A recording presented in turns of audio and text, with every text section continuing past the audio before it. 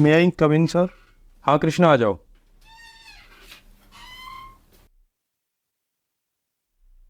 बताओ क्या काम है। सर मैं बहुत परेशान हूँ। मेरे को इतने सारे पेपर डेली मेरे ऑफिस में मिलते हैं और उनमें बहुत सारा डाटा है। अच्छा रुको रुको, अभी पहले समझ तो लूँ। तुम तो ऑफिस के एम्प्लॉय ऑफ द ईयर थे, अब क्या दिक्कत आ गई तुमको, बताओ।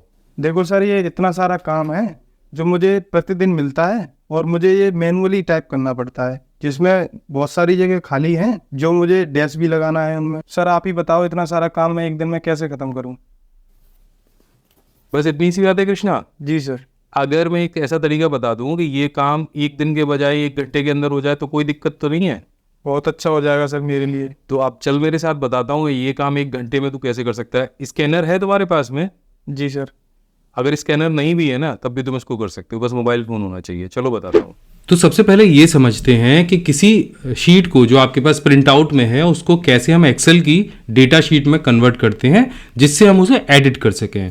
और उसके बाद बहुत ही सरल तरीके से 2 तरीके मैं ऐसे बताऊंगा जिससे जो ब्लैंक सेल्स हैं आप उनको फिल कर सकते हो, जीरो से या डैश से, जिससे भी चाहो उससे। तो देखो, सबसे पहले आपको क्या करना है, आपको इस लिस्ट को स्कैन कर लेना है या मोबाइल फोन से फोटो ले लेना है और उसको सीधे पहुंचा देना है अपने कंप्यूटर में। अब चाहे मेल करके पहुंचाओ चाहे स्कैन करके पहुंचाओ, इन दोनों में से कोई एक काम कर लेना है। फोटो क्लिक करो और जेपीजी या पीडीएफ फॉर्मेट में अपने कंप्यूटर के अंदर उसको भेज दो। बाकी आगे का सारा काम कंप्यूटर करेगा। अब चलो जल्दी से चलते हैं अपने कंप्यूटर की स्क्रीन पर। सो यहाँ पे आप देख सकते हैं कि मैंने स्कैन करके एक पीडीएफ फाइल में कन्वर्ट कर लिया है। तो आप भी अपने मोबाइल फोन पे कोई भी एप्लीकेशन डाल के अपना फोटो खींचें और उसको पीडीएफ में कन्वर्ट कर लें और सीधे कंप्यूटर में भेज दें। सो यहाँ से मैं सबसे पहले MS वर्ड ओपन करूंगा। अब आप कहेंगे MS वर्ड ओपन क्यों करना है, उसका रीजन मैं आपको यहाँ पे बता देता हूँ। MS वर्ड ओपन करके आपको वो जो पीडीएफ फाइल आपने अपने डेस्कटॉप पे सेव करी थी वो यहाँ से ओपन कर लेनी है। तो यहाँ से सीधे हम ओपन के ऑप्शन पे चले जाएंगे एंड ब्राउज करेंगे और वो पीडीएफ फाइल हमारे डेस्कटॉप पर है तो हम उसे वहाँ से ओपन कर लेंगे। ये पीडीएफ फाइल हमने यहाँ पे ली है। अब जैसे आप इस फाइल को ओपन करेंगे तो यहाँ पे पूछेगा भैया ये जो फाइल है आपको एडिटेबल वर्ड डॉक्यूमेंट में कन्वर्ट करना है कि नहीं। बस इसे ओके कर दीजिए। तो कुछ सेकंड में ये जो फाइल है आपकी एडिटेबल वर्ड डॉक्यूमेंट में कन्वर्ट हो जाएगी। इसके बाद में यहाँ पे आपको इसको सेलेक्ट ऑल करना है। ये एक टेबल के फॉर्म में आएंगे और यहाँ से आप इसको, ये जो ऑप्शन है आपके पास क्लियर ऑल फॉर्मेटिंग, इस पर क्लिक कर दो तो ये जो नंबर की सारी फॉर्मेटिंग है वो क्लियर हो जाएगी। इसके बाद सिंपल आपको एक काम करना है, ये सारे फ़ोन नंबर को यहाँ से सेलेक्ट करना है, इसको यहाँ से कॉपी करना है और इसको अब मिनिमाइज कर लेना है। इसके बाद आपको MS एक्सेल ओपन करना है। तो मैं यहाँ से MS एक्सेल ओपन कर लेता हूँ। ये देखिए ब्लैंक डॉक्यूमेंट को ओपन करिए और यहाँ पे जाके सिंपल इसको Ctrl+V कर दीजिए। तो वो जो सारे नंबर है वो आपको सामने दिखने लग जाएंगे। बस आपको जो सेल्स का जो साइज़ है वो थोड़ा सा बड़ा करना है। अब देखो यहाँ पे कुछ नंबर आपको ऐसे दिख रहे होंगे जो डबल डबल कॉलम के अंदर आ गए हैं। जैसे ये 10 वाला कॉलम है उसका 11 में भी आ गया है। इसको डिलीट करने का सिंपल या पहचानने का तरीका ये है कि नीचे वाले सेल में क्लिक करोगे तो यहाँ फॉर्मूला बार में आपको कुछ नहीं दिखेगा तो ये नीचे वाला पूरा सेल डिलीट कर दो। ऐसे इसमें भी चेक करो, कुछ नहीं दिख रहा है फॉर्मूला बार में यहाँ पे तो डिलीट कर दो, क्योंकि अगर आप इसको डिलीट करोगे तो ये सारे नंबर डिलीट हो जाएंगे। ये ऊपर वाले सेल में लिखे हैं। तो कुछ एक है, इसका भी एक शॉर्ट तरीका मैं आपको बताऊंगा आगे आने वाले वीडियोस में कि इस तरह के जो सेल्स हैं उनको कैसे पहचान के हटाते हैं।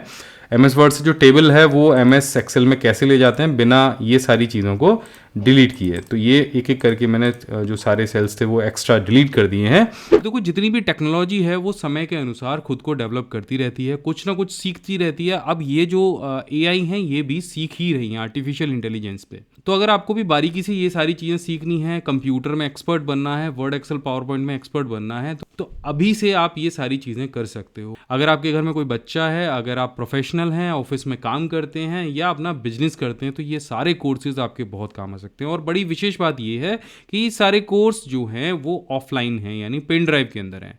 आप अपने कंप्यूटर में, टीवी में, टैब में और मोबाइल फ़ोन में ये पेन ड्राइव यूज़ कर सकते हैं और बिना इंटरनेट के ये सारे कोर्सेज सीख सकते हैं। 1000 से ज़्यादा लेसन्स हैं और 19 से ज़्यादा प्रोफेशनल कोर्सेज हैं और आपको यहाँ पे मिलती हैं 1800 से ज़्यादा PDF जिनका यूज़ करके आप शॉर्टकट्स की प्रैक्टिस कर सकते हैं। और इसके साथ में हमने कुछ चीज़ें ऐसी दी हैं जो आपको वास्तविकता में बहुत अच्छी लगेंगी, जैसे कि एक्सेल मग और ये माउस पैड जिसे आप अपनी टेबल पे रख सकते हो। हर समय जो शॉर्टकट्स हैं वो आपके सामने रहेंगे। आपको करना क्या है, डिस्क्रिप्शन में दिए गए लिंक पे जाना है और पहुंच जाना है हमारी वेबसाइट offline.pcskill.in पर। अभी डेवलप करिए अपने स्किल्स को और बन जाइए कंप्यूटर में एक्सपर्ट। तो ये था तरीका एक्सेल की हार्ड कॉपी को सॉफ्ट कॉपी में कन्वर्ट करने का या प्रिंट आउट को सॉफ्ट कॉपी में कन्वर्ट करने का। अब मान लीजिए ये आपके पास इस तरह से शीट आ चुकी है जिसमें कुछ ब्लैंक सेल्स भी दे रखे हैं और इनको हमें फिल करना है। तो देखो इसके दो तरीके हैं, दोनों तरीके बड़े ज़बरदस्त हैं, समझ लेते हैं। तो देखो सबसे पहला जो तरीका है उसके लिए हम यहाँ पे एक छोटा सा फॉर्मूला लगाएंगे इफ का। तो ये इफ फॉर्मूला है वो लॉजिकल टेस्ट करता है कि अगर आपके सेल में ये कंडीशन है तो ये अप्लाई हो जाएगा और वो कंडीशन है तो वो अप्लाई हो जाएगा। इसके बारे में विस्तार से हम बहुत सारे वीडियोस में बता चुके हैं। सो इसके लिए आपको क्या करना है, बराबर का निशान लगाना है किसी भी सेल में जहां भी आप चाहें और उसके बाद इफ टाइप कर देना है, ब्रैकेट ओपन करना है। अब देखो इफ में यहां पे आपसे पूछेगा लॉजिकल टेस्ट, तो लॉजिकल टेस्ट में हम लिखेंगे इज ब्लैंक। ठीक है, इज ब्लैंक आप जैसे लिखेंगे तो इसका मतलब ये है कि अगर सेल खाली है तो अब क्या करना है ये बताओ। तो ठीक है, इस ब्लैंक हमने लगाया। अब वैल्यू कहां से उठानी है, ये सारी के सारे जो आपकी रेंज है, जितना भी डेटा है आपका जो आपको टाइप करना है या जहां पे जीरो भरना है उसको सिलेक्ट कर लेंगे, फिर ब्रैकेट को क्लोज कर देंगे। तो अब इस ब्लैंक अगर इतने एरिया में से इस रेंज में से कोई खाली है तो क्या करना है, जीरो लगा दीजिए। ठीक है, और अगर खाली नहीं है तो क्या करना है, तो फिर दोबारा से पूरी की पूरी रेंज जो है हम उस दोबारा से सिलेक्ट कर लेंगे। ठीक है, इतना करना है बस आपको और ब्रैकेट को क्लोज कर देना है और सिर्फ एक एंटर प्रेस करना है। सिंगल एंटर के साथ में, सिंगल एंट्री के साथ में आपके ये सारे जितने भी जीरो हैं वो एक बार में फिल हो जाएंगे।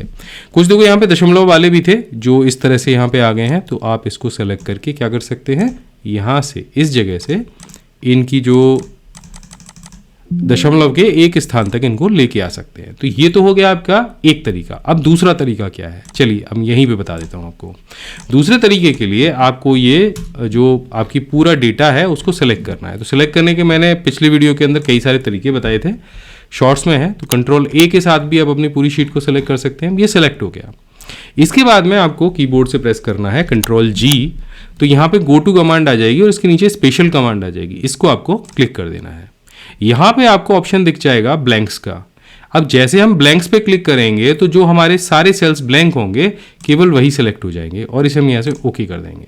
तो देखो जितने सेल हमारे ब्लैंक थे वो सिलेक्ट हो गए, यानी खाली थे वो सिलेक्ट हो गए। अब आपको कीबोर्ड से कोई भी एक शब्द जो है वो टाइप कर देना है, डैश टाइप करना चाहें, जीरो टाइप करना चाहें, जो भी।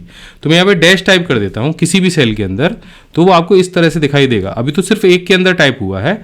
अब हम क्या करेंगे, कंट्रोल प्रेस करेंगे और एंटर प्रेस करेंगे। ऐसा करते ही जितने सेल्स हमारे सिलेक्टेड थे वो डेटा सभी सेल्स के अंदर कॉपी हो जाएगा। तो हमने बहुत कम समय के अंदर एक शीट जो कि हमारे पास हार्ड कॉपी में थी उसको हमने सीखा कि कैसे सॉफ्ट कॉपी में कन्वर्ट करते हैं, एक्सेल के अंदर लेके आते हैं, कैसे उसको एडिट करते हैं, और दो बहुत अच्छे तरीके जाने कि कैसे ब्लैंक सेल जो होते हैं उनको कैसे एक्सेल में हम फिल करते हैं इफ फॉर्मूला की मदद से और गो टू स्पेशल की मदद से। तो आशा करता हूं कि ये वीडियो आपको जरूर पसंद आया होगा। मैं मिलता हूं आपसे अगले वीडियो में, तब तक के लिए जय हिंद, वंदे मातरम।